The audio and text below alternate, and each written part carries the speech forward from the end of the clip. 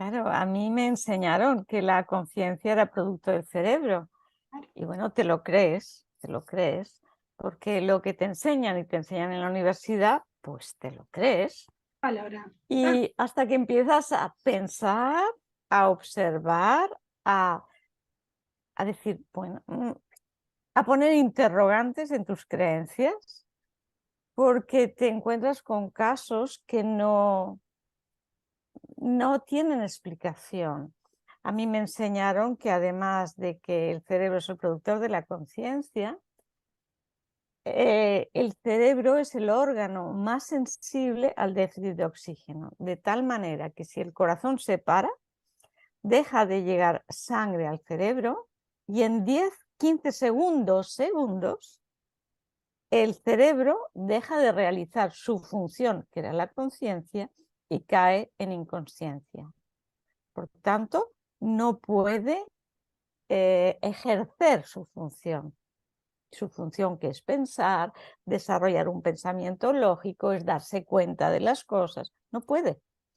Entonces, te encuentras, y más pues en el quirófano y más haciendo reanimación a pacientes, como es mi especialidad, Ujú. que te encuentras que, bueno, que hay personas que en ese momento de parada cardíaca registrada en un electrocardiograma, porque estamos hablando de hospitales, Y estas personas verificado, tienen verificado, tienen monitoreado. una conciencia mucho más lúcida que antes, una conciencia más plena, que tú les preguntas y te dicen, es el momento que podría decir más pleno, de conciencia más plena de mi vida. Dices, a ver, ¿de mi vida cuando estás muerto?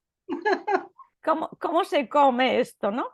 Y que no solo es el momento más consciente, es que son capaces de ver, es que son capaces de oír, es que son capaces de sentir desde las sensaciones propias, de ese amor incondicional, de esa paz que no hay palabras para describirla, a lo que está sintiendo el otro.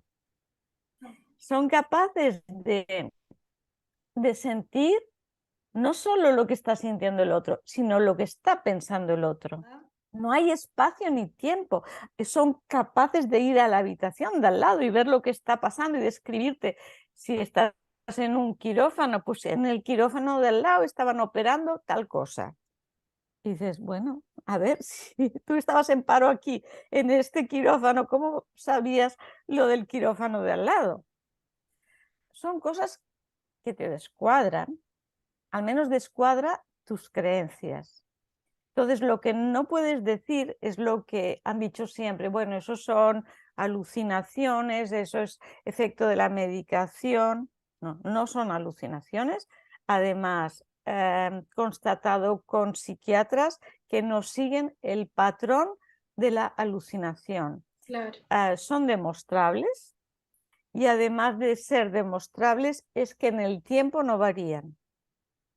Que una alucinación puedes tener la sensación de lo que ocurrió, pero no lo Claro. puedes decir a lo mejor con las mismas palabras. Y esta gente sí.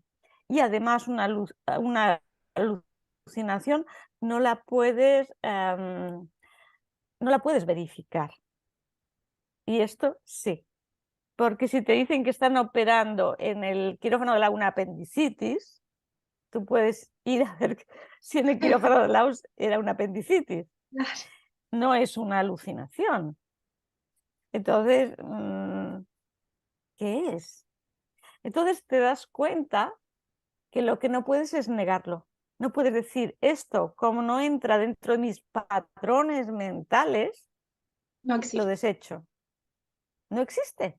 Que eso es muy cómodo, porque desmontar todos tus patrones mentales es muy complicado, Claro. porque te quita Creencias, de tu zona de confort. totalmente. Claro, es mucho más fácil seguir pensando como siempre y esto no me interesa y seguimos. Ujú. Entonces, mucha gente que le dices, que te dice, no me interesa, le dices, bueno, pero tú te has leído estos informes, pero tú te has... No, no, no me interesa, yo ya sé que Claro. esto no. Para mí es miedo, Es es miedo, miedo, totalmente. es miedo, porque si se te desmonta tu zona de confort, ¿qué te queda? tienes que volverte a fabricar. Nuevas No bases. puede ser, no puede ser, ¿no? Es como muy complicado. Claro, para mí, igual que el siglo XIX fue el siglo del descubrimiento de las ondas electromagnéticas, es muy difícil sentir que estamos rodeados de ondas electromagnéticas, de frecuencias de radio, de frecuencias de televisión, de frecuencias no sé qué. Sabemos que están, pero como no las vemos, es difícil de creer. Pues igual que el siglo XIX fue el descubrimiento de estas ondas electromagnéticas que son portadoras de información, el siglo XX para mí fue el descubrimiento de la física cuántica, que ha dado un vuelco al conocimiento total, y el siglo XXI es el siglo de la conciencia. Yo pienso que es el siglo de la conciencia porque por un lado se descubrirá aparatos que podrán hacer una foto de esa energía que somos y que sale de nosotros en el momento de la muerte, y que podremos demostrar que la vida sigue después de la muerte. O sea, es una muerte de una parte física, porque no podemos negar que hay una muerte, pero es que nosotros no somos esa parte física. Entonces, ese ser que somos continúa. Entonces yo lo sé, y lo que quiero es demostrarlo para los que dudan o no lo saben y se aferran a la ciencia, pues que la ciencia lo pueda demostrar, porque no es lo que yo sienta o piense, por eso cogemos solo en hospitales y solo con un diagnóstico de un paro cardíaco y unas necesidades de una reanimación. No es que la hayas tenido en tu casa y bueno, te hayan reanimado en tu casa o no, porque tenemos que hacer un seguimiento y monitorizar esos datos que nos salen, ir a los hospitales, un monitor que mire que los resultados que nos han dado se correspondan al original, o sea, ir a mirar en la historia, comprobar los datos y que eso salga lo que sea realmente. Que no se puedan poner datos a voleo, sino que sean datos que correspondan a la Verificable. realidad, registrada en cada Claro, hospital, en cada momento del paro. exactamente, con ese respaldo y ese aval, porque esto ha Sí, ocurrido en todas las épocas, no, claro, no es algo nuevo, pero gracias al avance de la claro, anestesia y de todo esto, hoy podemos, como dices tú, medirlo, verificarlo, sí, con otros parámetros que antes no. sí, Entonces, ahí claro, está lo bueno, en tener la oportunidad de hacerlo desde un lugar, desde unas bases científicas. Eso es lo claro. emocionante también, que no quede simplemente en un relato subjetivo, ¿no? Sí, porque hay dos tipos de estudio y nosotros desde Fundación Iclovi hacemos los dos, ¿eh? El retrospectivo, es decir, personas que hayan tenido una experiencia cercana a la muerte y que quieran compartirla con nosotros, recogemos esa información. Y además les atendemos si necesitan acompañamiento y demás. Esto lo recogemos, pero es lo que se llama una investigación Retro. retrospectiva. Es decir, yo no lo puedo constatar que aquello sea verdad. Yo acepto que lo que tú me estás contando es real, pero es tu palabra. Y acepto que es real porque todo sigue unos mismos patrones, más o menos, a lo largo de todas las épocas. Pero para mí la verdaderamente importante es la prospectiva, es decir, con un diagnóstico haces un protocolo, un diagnóstico, un tratamiento, una verificación y un seguimiento. Y para mí lo más importante, aparte de que esto no es explicable y tenemos que cambiar los conceptos, es el cambio que dan estas personas en su vida. Nadie regresa igual, ¿verdad? Nadie regresa igual. Y esto, pues, que dices, pero a ver, ¿qué ha pasado aquí? ¿Qué ha pasado aquí? porque hay gente que puede ir al psiquiatra, que puede ir al psicólogo, tú sabes, y puede estar años para cambiar una cosita pequeñita. Y estas personas hacen un cambio radical, radical. Yo entrevistaba ayer a una mujer que decía, no, sin yo darme cuenta, es que ya no me apetecía nada de lo de antes. No me interesaban las conversaciones, no me interesaba ir a comprarme ropa, ni la belleza, ni todo lo que me podía haber interesado antes. Entonces me encontraba sola porque no tenía amigos, incluso el marido, bueno, pues se separaron como es frecuente en las personas que tienen una ICM. Es frecuente en un 70% la separación, porque la persona con la que estás tiene los mismos valores, no son los tuyos ya no vibran, ni les interesa lo mismo. Hay muchos hospitales que a los médicos sí les interesa, pero a la dirección del hospital no. Y bueno, pues saldrá lo que tenga que salir y estará la gente que tenga que estar. Por Pero supuesto, eso es lo sin bonito, forzar. ¿sabes? Que todo el mundo lo hace o de corazón porque lo siente así o por la ciencia, porque le interesa Ujú, como científico ver qué pasa. Yo creo que yo he venido a trabajar la muerte ujú. y a dar a conocer que la muerte es simplemente la muerte de nuestra vestimenta para habitar en un mundo 3D, pero que cuando ya no estamos en este mundo 3D no necesitamos esta vestimenta y que eso es lo que muere. Y lo he tenido desde todos los puntos de vista que me rodean. A nivel personal, yo nací después de la muerte de una hermanita de 5 años y, y siempre iba con mi madre al cementerio desde muy chiquita. O sea, el cementerio y la muerte han estado presentes en mi vida desde el nacimiento. Luego mi hermano murió a los 26 años de un accidente de coche, que era mi único hermano, el que quedaba. Entre medio mi madre había tenido abortos tardíos de 6 meses y bueno, todo eso formó parte de mi entorno. Cuando murió mi marido también, Ujú.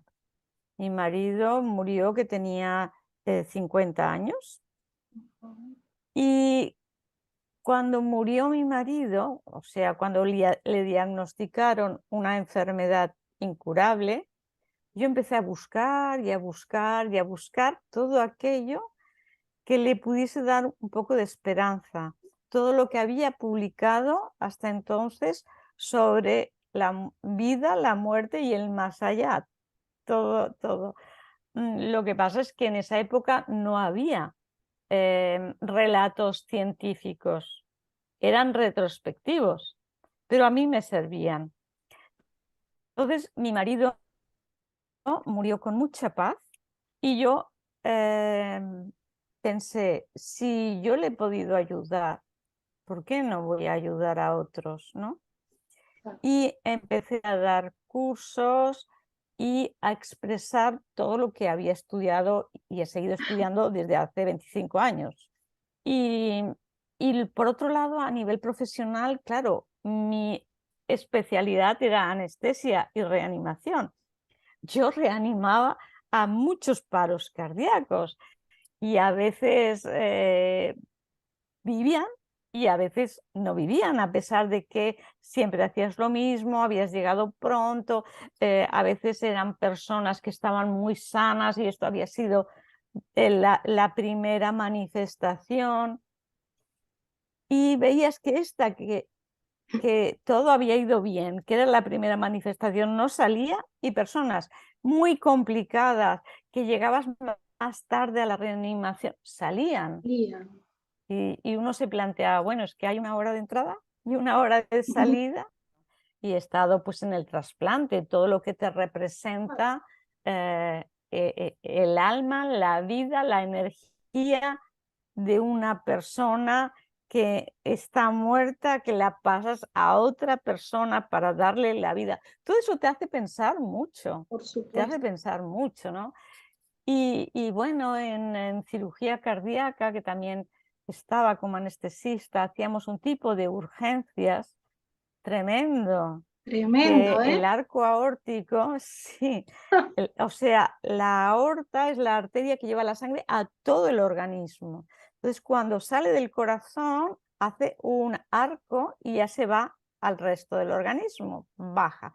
Pero en ese arco están las arterias carótidas que van a ir a dar la sangre, la vida al cerebro. Entonces, ese arco era el que se rompía.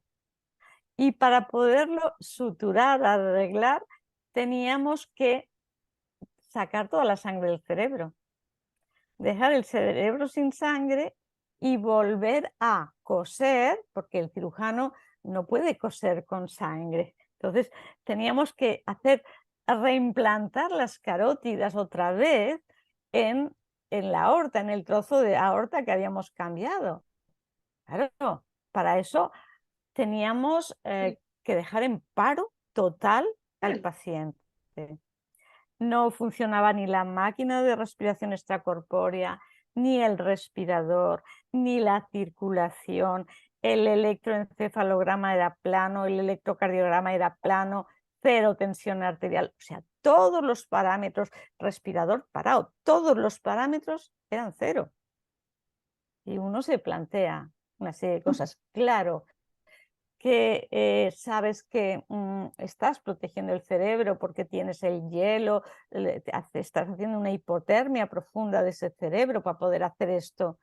Pero eso no quita que te plantees una serie de preguntas, ¿no? A ver, ¿qué pasa? ¿Estamos hablando del objetivo? Esto es objetivo. Claro que hay causas debajo y sabes que no pasa nada. Pero, ¿qué somos? ¿Y la energía que da vida a este cuerpo, que ahora se manifiesta en cero, dónde está? ¿Vuelve? No sé, te planteas una serie de cosas y entonces Sí. tienes la inquietud de ver cómo la respondes, ¿no? A mí me hace mucha gracia la gente que dice, no, yo si no lo veo, no creo. Y tú estás viendo las ondas electromagnéticas, las ondas de radio, las ondas de televisión, ¿las estás viendo? No, tú no puedes negar la existencia de un pensamiento, pero ¿los ves? Entonces, el amor no puedes negar que existe, pero se ve. El amor, la bondad, la verdad, todo eso Manifiesta. se manifiesta, claro. Entonces, para mí, y lo que pasa en las experiencias cercanas a la muerte, es que no hay nada que se piense.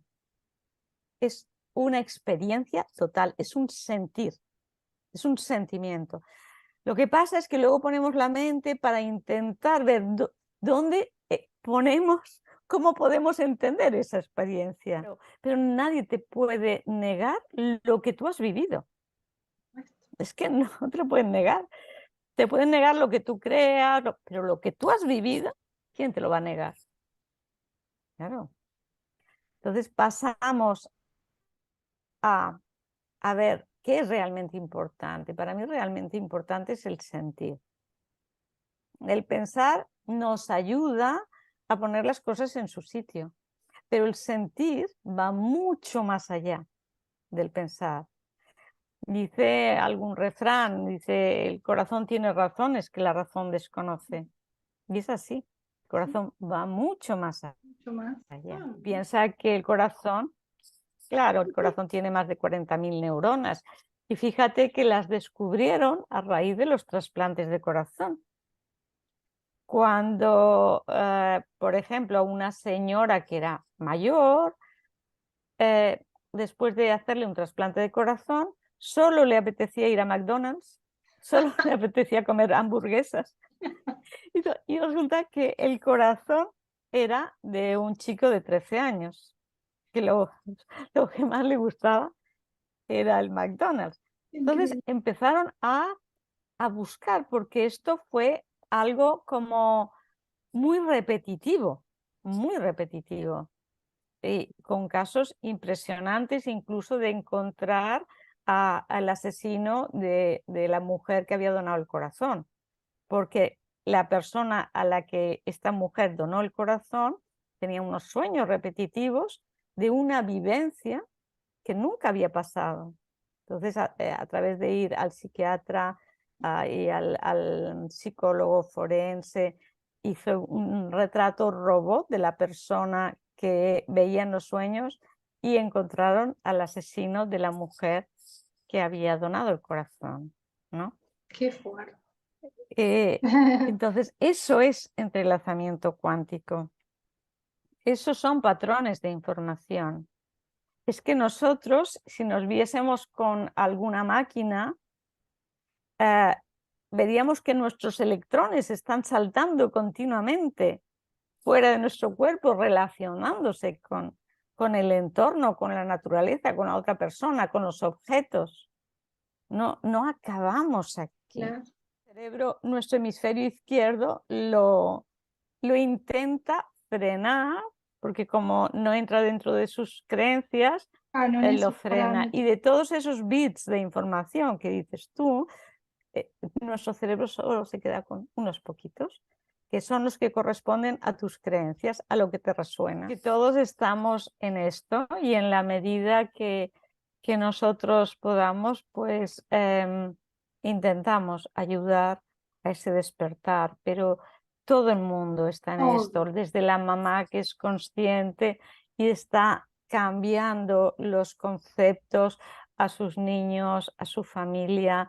Todo el mundo es importante en donde esté con una toma de conciencia, porque no queda solo en esa persona, sino que se transmite tu campo coherente, ese campo cardíaco coherente que tú decías antes, cuando estás pensando, sintiendo y actuando de una manera, estás haciendo o permitiendo que las personas que estén a tu lado y entren en contacto con ese campo se alineen.